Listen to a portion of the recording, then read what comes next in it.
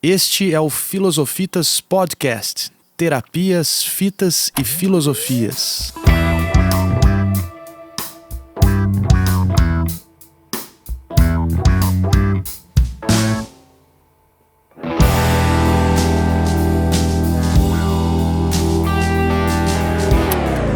Bom dia, boa tarde, boa noite, sejam bem-vindas as pessoas que aqui chegam e nos escutam. Esse é o nosso 7º episódio, gravado como parte do projeto Filosofitas Maior Fita. Sou Leonardo Rico Medeiros, artisticamente nomeado de Leospa, do Coletivo Cultural e Território de Cultura Filosofitas. Se é a primeira vez que você está aqui hoje, não deixe de escutar os outros episódios e compartilhar suas impressões com a gente.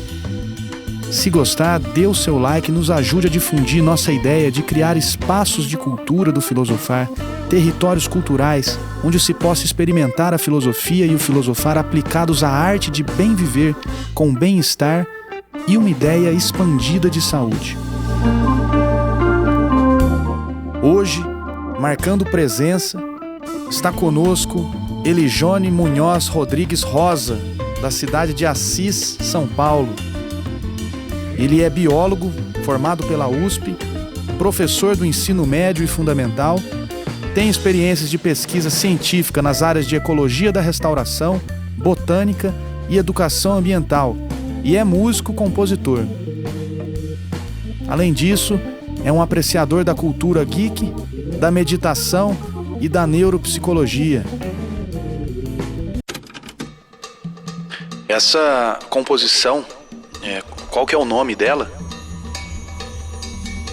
Chama Esplêndido Corpo Caloso.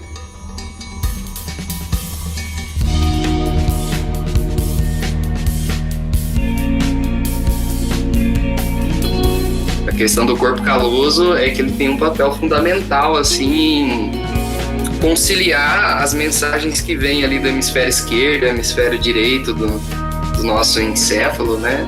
Essa questão que é tratada como racionalidade, em contraponto com emoção, ele que faz esse papel de conciliar ali as informações, né? E trazer um meio termo ali, né? Entre as razões de uma pessoa e as emoções e os sentimentos, né? Que essa pessoa traz consigo ali. Então, eu acho que ele é uma estrutura conciliadora, basicamente. Esplêndido Corpo Caloso, Johnny Munhoz. Como você tá, Johnny? Opa, tudo bem? Bom dia, boa noite, boa tarde. É isso aí. Ó, Johnny, eu vou te fazer uma pergunta agora, mas não é a pergunta da esfinge ainda, beleza? Beleza. Pode contar pra gente que tá te ouvindo agora o que você tem feito ultimamente, com o que você tem trabalhado, sonhado, se divertido? Então, ultimamente eu tenho tido bastante contato com essa parte da educação, né? Então, dentro do ofício, né, de professor, estou aprendendo a lidar, né, com inúmeras variáveis, né, que a gente encontra nesse caminho, né? Sendo que cada pessoa que você encontra ali, né, na sala de aula, né, cada aluno, assim chamado, é um universo, né, dentro de si. São muitas coisas a se levar em consideração, sabe? Quando você está lidando em sala de aula, que é uma responsabilidade muito grande. Eu tô aprendendo essas nuances, assim, né? Ao mesmo tempo, desenvolvendo a questão da didática, né? Uma área, assim, que eu acabei tendo bastante dificuldade por não ter uma prática, né? Ao longo da minha vida. Buscando esse equilíbrio, né? E a dedicação dentro disso, né? Porque apesar de você estar dentro de aula, eu só dou aula na parte da manhã. Então, apesar de a gente estar em sala de aula só na parte da manhã, na parte da tarde você tem que cuidar do que é trabalhado ali, né? Tanto o que você vai levar no próximo dia, então preparar uma aula, ou também do que eles fizeram e deram de devolutivo ali para você, né? Um exercício, alguma coisa que você tem que, né, trazer ali um feedback para os alunos e tal, e aí se desenvolve essa relação. Além disso, também tô buscando aí, né, uma pós-graduação, e eu tenho retomado bastante assim meu apreço pela parte tanto da neurociência quanto da psicologia, porque são áreas que me chamam muito a atenção, assim, sabe? Esse conhecimento, né, sobre essas áreas. Então, de restante é isso, vivendo aqui em Assis, né, cidadezinha de interior, com a família, né, próximo ali de quem, né, esteve sempre comigo aí, a família, né, que eu valorizo bastante.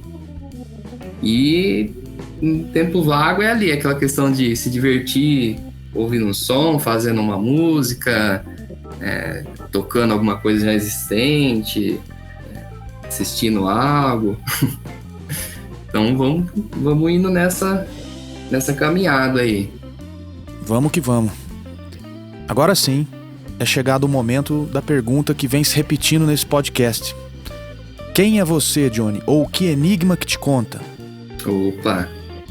Então, Leospa, essa pergunta, ela acaba sendo, assim, particularmente até complexa, assim, pra mim, né? Porque eu acho que a cada dia eu vou descobrindo um pouquinho mais, né? Sobre quem que eu sou.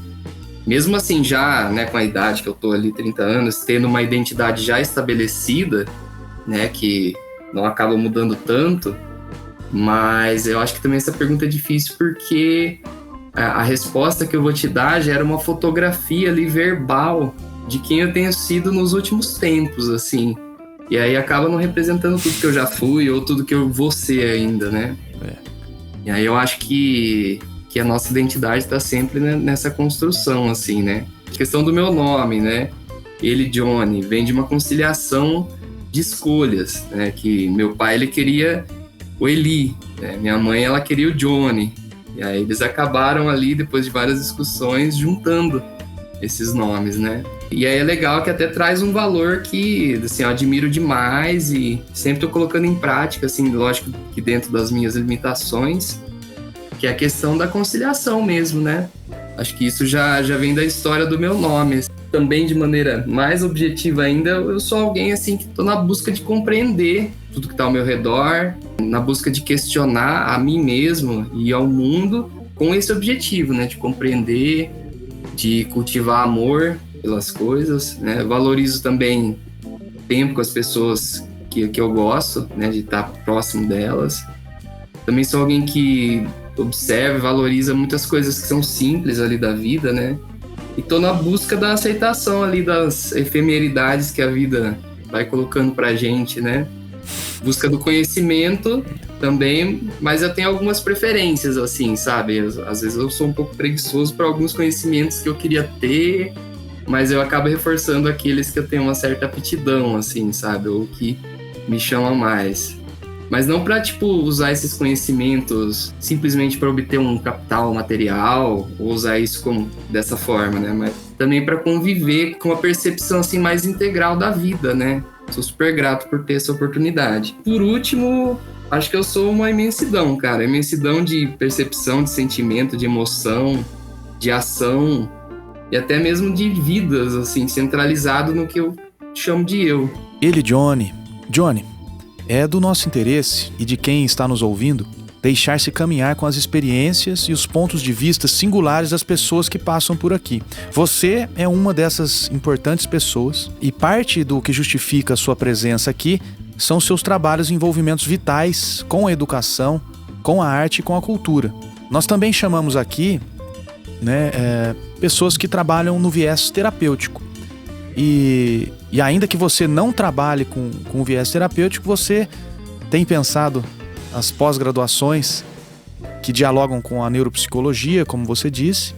Então, voltando aí ao que dizíamos dos nossos interesses e objetivos, a ideia é que, ao ouvi-lo, a gente possa treinar o te escutar, sem aquela busca de um porquê que isso está sendo dito, ou um indagar sobre o que será que está sendo dito, além daquilo que está sendo dito. Parte do nosso objetivo e interesse é treinar uma escuta mais compromissada com o deixar-se levar pelo devaneio. Treinar e se exercitar para que a gente possa ir além de uma escuta que se volta para alguma utilidade objetiva para escutar. A ideia é te escutar, e eu já estou falando demais aqui. Eu vou te apresentar aqui as mesmas 6 perguntas que apresentamos para todos que passaram por aqui. A gente vai falar sobre filosofitas, sobre fitas, sobre filosofias e sobre terapias. Beleza? Opa! Vamos que vamos. Vamos que vamos. A primeira pergunta é a seguinte: o que o nome filosofitas te conta ou te comunica? Então, filosofitas, né? Essa segunda parte, que são as fitas, para mim evoca uma ideia, né? De eventos que vão acontecendo na nossa vida, e não necessariamente na nossa vida individual falando, né? Mas também entre grupos de pessoas que, assim, na gíria a gente chama, ou costuma chamar de fitas, né? Esses eventos, assim. Então me traz uma memória da escola que eu estudei, né? Estudei numa escola pública estadual, que tinha uma cultura periférica ali, né? Então desde a vestimenta até a linguagem. E aí, quando acontecia algo intrigante ali, né? Na escola, por exemplo, assim, aluno foi pego vendendo droga na escola. Aí a galera falava assim: nossa, que fita, hein, mano? Tal. E aí essas gírias eram algumas palavras assim que na época o pessoal encarava com certo, né, preconceito, olhava torto, né? Você ficava falando muito assim: ah, mano, fita, tal. E só que hoje em dia a gente já vê que muitas dessas foram incorporadas assim, né, no nosso cotidiano, na nossa língua. Então, para mim, assim, filosofitas passa a ideia de como que a gente pode, né, agora falando da primeira parte, né, filoso, né, acho que passa a ideia de como que a gente pode usar esses eventos cotidianos, assim, para refletir sobre vários assuntos, e aí trazer uma prática de filosofar a partir dessas fitas, né, diárias ali que a gente tem, né, que passa na nossa vida. Obrigado. Agora a segunda pergunta. Por onde vão as suas memórias e pensamentos quando o assunto é fita de áudio, cassete, e fita de vídeo VHS? Então, acaba que eu peguei uma época, assim, de uma intensa migração das fitas cassete para CD, das fitas VHS para DVD, e até mesmo tinha aquelas fitas de jogos, né? Tipo jogo Super Nintendo, e aí a gente assoprava a fita para fazer funcionar, né? E aí isso daí tava virando CDs também, né?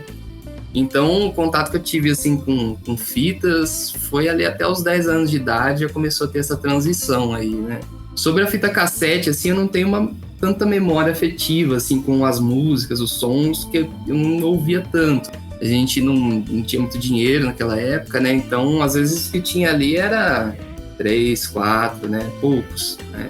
E aí era ou sertanejo, ou era Xuxa, né? E aí não era muito meu gosto, assim, né? Não me chamava muita atenção. Mas eu sempre tive curiosidade de como que funcionava, né? Como que era a fita. Então, às vezes, eu abria a fita cassete, desenrolava. E aí eu ficava perguntando como é que era possível aquilo ali fazer som, né? O problema é que eu acabava estragando, né? Algumas fitas já tinha pouco, né? Então eu acaba estragando ainda, né? Mas o que eu tive mais contato mesmo foi com as fitas VHS, né? Que traz umas memórias boas, assim, dessa época. As fitas que a gente tinha em casa, assim, acabava virando umas verdadeiras quimeras, assim, né? De coisa gravada por cima de coisa. Às vezes tinha uma fita ali de um desenho muito infantil, antigo, assim, que eu não gostava mais, já tinha passado daquela fase ali, né? E aí eu gravava um trecho, sei lá, de Jurassic Park, na fase de gostar bastante de dinossauro. Mas aí só tinha essa fita pra gravar tudo que eu gostava, então eu pegava as melhores partes, assim, das coisas que passava na TV, que eu gostava, e ia gravando. O problema é que não podia voltar, né, no que tava passando na TV ali, na programação, né? Então às vezes eu achava que tava gravando alguma coisa, não tava, e perdia, e ficava chateadaço com isso. E quando não dava certo a gravação, mas mesmo assim eu pegava depois e assistia aquele Frankenstein de fita, assim, né? Vários remendos de coisas. E na época, pra mim, era quase um TikTok da época, né? Vários vídeos curtinhos, assim, que ficava mostrando só trechos, né? De coisas que eu gostava. E naquela época era caro, né? Alugar um VHS. Então, muitas vezes dependia de passar na TV aberta. E aí eu tinha que ficar ali pilhado pra conseguir gravar certo o negócio. Lógico que sempre contando com a ajuda da minha família, que assim, sempre tiveram ali no apoio, tanto operacional quanto emocional, quando as coisas não davam muito certo. Então, até das coisas da minha sabedoria, trago muito dessa vivência aí, né, familiar. Mas o sentido agora mais amplo, assim, a fita pode representar várias coisas, né, cara? A gente modificou um pouco a terceira pergunta, mas ela permanece com o mesmo sentido que apareceu nos outros episódios. Vamos lá. Quando que você ouviu pela primeira vez o som ou escrito da palavra filosofia, ou a palavra filósofo, filósofa, filosofando, filosofar, etc.? Cara, pra ser bem sincero mesmo, eu não lembro exatamente a primeira vez que eu ouvi essa palavra, ou que eu vi filosofia, sabe? Mas mesmo assim, eu acho que sem entender o que significava, às vezes eu já estava tendo alguma relação ali e nem sabia, sabe, com a filosofia. Puxa, muito bom, porque você tá adentrando naquilo que seria a nossa quarta pergunta. Conta pra gente alguma história sobre suas primeiras ou originárias filosofadas, aqueles pensamentos ou questionamentos filosóficos que apareciam antes mesmo desses contatos com a palavra filosofia, que você disse que não se lembra. Então, quando eu tinha por volta dessa idade, né, uns 5, 6 anos, primeira vez que eu me lembro de fazer, né, um questionamento assim que a gente lembra até hoje em família, que eu perguntava, né, pro meu pai quem que tinha feito aquilo, quem tinha feito isso, então quem fez as árvores, quem fez o céu, e aí ele sempre respondia que era Deus. Só que aí um momento eu virei para ele e falei assim, não, mas uma coisa eu sei que não foi Deus que fez, esse muro aí, porque ele construiu a casa, né? Então eu ficava observando ele construir e ficava me perguntando, né? Eu falei, não, mas esse muro foi você que fez, porque eu vi você fazendo. Acho que isso aí foi bastante marcante, assim, como a questão de eu sentir o questionamento, de certa forma, vindo, né? A partir disso vieram perguntas e fui começando a me construir ali, de certa forma, né? Johnny. É isso. É chegado o momento da gente falar das terapias.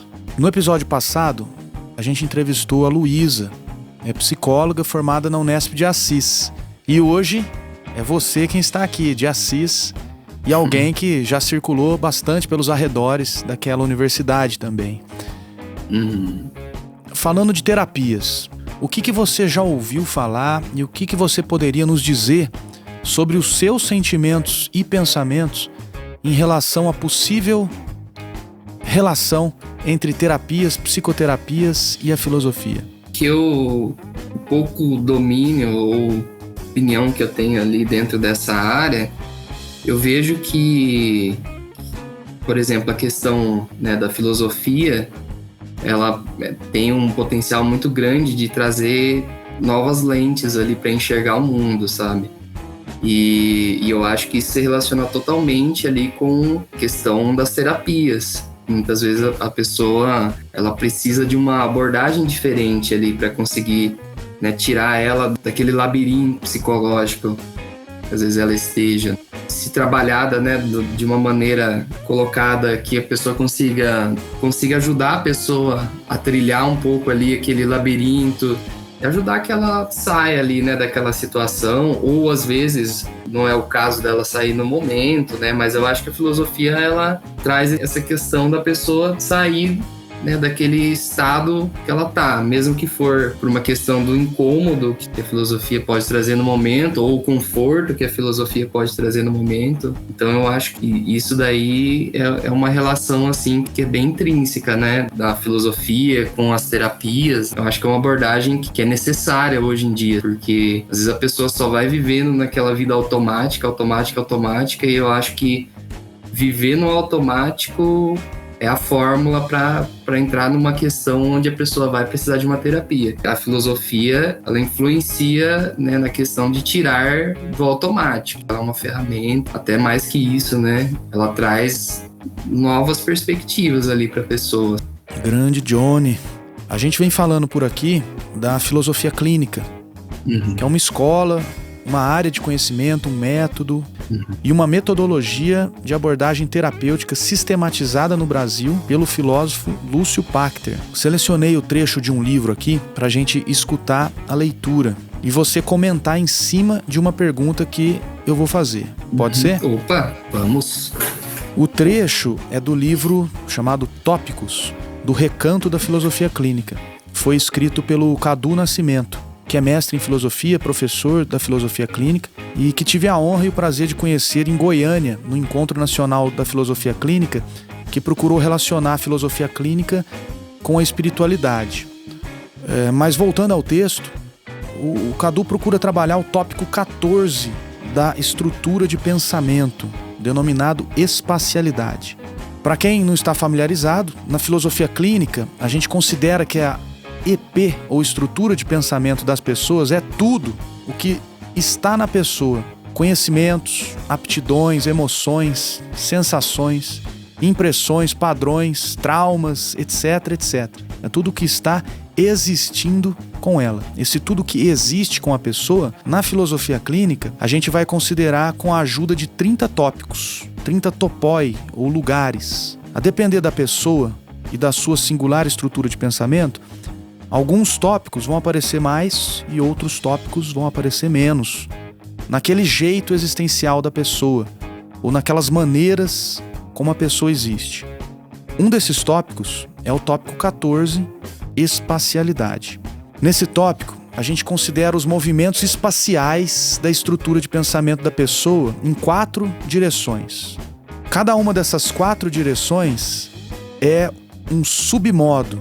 Submodos, como a gente viu lá no segundo episódio do podcast, ele é em filosofia clínica como a gente chama as estratégias que a pessoa se utiliza para exercitar a sua estrutura de pensamento, a sua EP, rumo a um estado de bem-estar ou acomodação subjetiva. É papel do filósofo clínico ou da filósofa clínica orientar a pessoa por esses exercícios, conforme o que foi obtido das partilhas nas clínicas filosóficas. Legal. Tá dando pra acompanhar. Bom, mas então, voltando, a espacialidade tem 4 direções de percepção ou 4 movimentos de intencionalidade. Uma dessas direções é a inversão, que é quando eu vou, falo, sinto, penso em mim mesmo. Quando eu direciono o meu foco e atenção para o meu próprio mundo existencial. Isso é inversão. Depois a gente tem a recíproca da inversão. Ora, você tem a inversão. A recíproca da inversão é quando eu vou, falo, sinto e penso considerando o outro como o centro da percepção. É o outro, não sou mais eu. Falo do outro, mas não falo de mim. Depois, o deslocamento longo, que é quando eu vou, falo, sinto e penso no distante do aqui e agora. Quando eu vou para memórias, ideias, hipóteses, abstrações quaisquer. Por fim, a gente tem o movimento espacial denominado deslocamento curto. É deslocamento curto quando eu vou, falo, sinto e penso no presente sensível do aqui e agora. Beleza, estudo? Legal. Então tá, vamos agora finalmente ler os 2 parágrafos do texto. O deslocamento curto acontece quando há mudança de enfoque da atenção da pessoa para algum objeto presente, ao alcance de sua percepção. Ele se dá quando, para além dos sentidos, a imaginação da pessoa intenciona colocar-se conceitualmente no lugar de objetos físicos, não de pessoas, e que estão presentes aos seus sentidos. Nesse exercício, encontra-se uma mudança de perspectiva sobre uma situação, ou uma reconsideração mais ampla de uma problemática vivenciada. O Cadu vai entrar com um exemplo aqui. Certa vez, atendi uma jovem cujo assunto imediato era a queixa de sua ansiedade, que a colocava em crise nas ocasiões mais inesperadas, trazendo desconfortos evidentes, como sudorese, taquicardia e insônia. Numa de nossas terapias, ela teve uma dessas crises.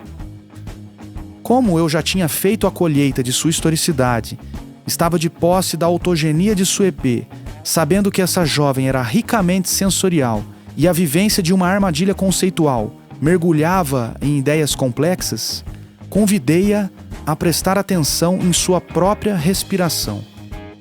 Depois, pedi-lhe que olhasse pela janela, e descrevesse o que via. O intento foi afastá-la das hipóteses que elaborava com muitos equívocos naquele contexto de sua vida, através de pensamentos complexos, e desacelerar a agitação interna de sua EP. Nesse momento, orientei que elegesse algo que estivesse compondo a cena.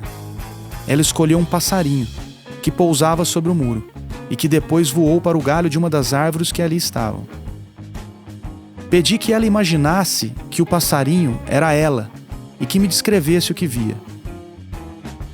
Ela trouxe com riqueza de detalhes os elementos presentes nas árvores, nas ruas, nas casas.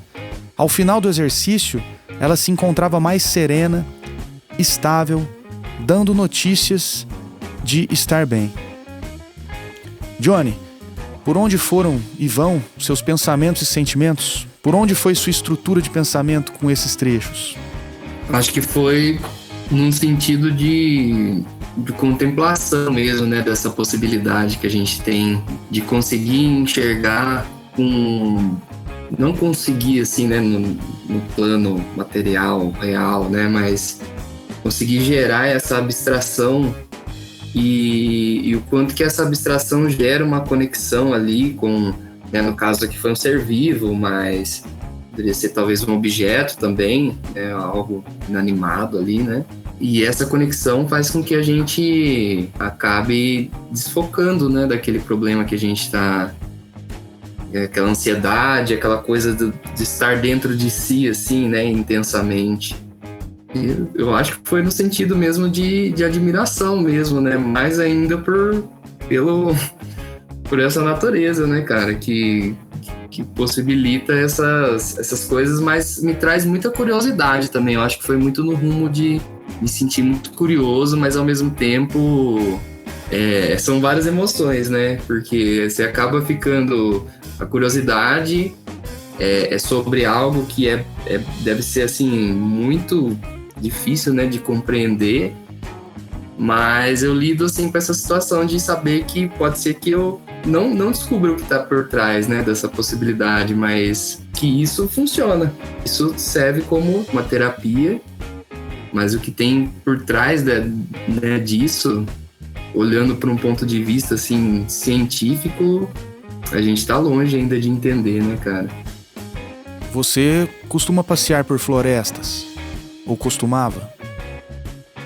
Costumava mais do que costumo. Costumava mais. Hoje em dia eu ando, mas é no meu caminho pro trabalho, né? Então, mesmo assim, é uma conexão que eu gero ali, né? Os deslocamentos são curtos ou são longos? Ou são os dois? Eu acho que em alguns momentos são curtos, outros momentos são longos. Depende muito da situação ali do dia.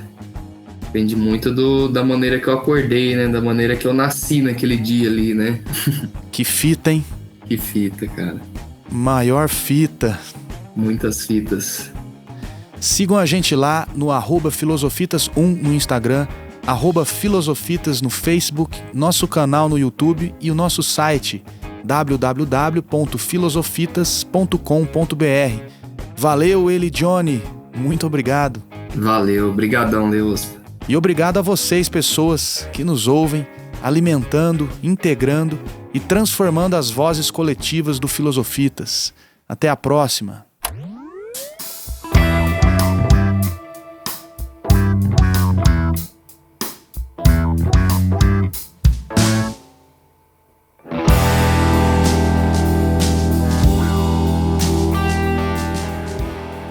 E às vezes as pessoas não param para pensar e filosofar sobre coisas, por exemplo, oxigênio. Vou fazer uma reflexão, uma filosofia sobre o oxigênio, né? Eu acho que natural nesse sentido, sabe? De além das coisas que são feitas de humanos para humanos. Tem muito a figura de Cristo no Obi-Wan. Mesmo sofrendo e vendo muita injustiça, ele mantém aquela ideia ali, né, de buscar pelo bem do próximo, assim, de certa forma. Tanto que, depois que o aprendiz dele se volta contra ele, né, tenta matar ele e tudo mais, ele acaba ainda por cima cuidando dos filhos desse aprendiz dele e treinando eles, né?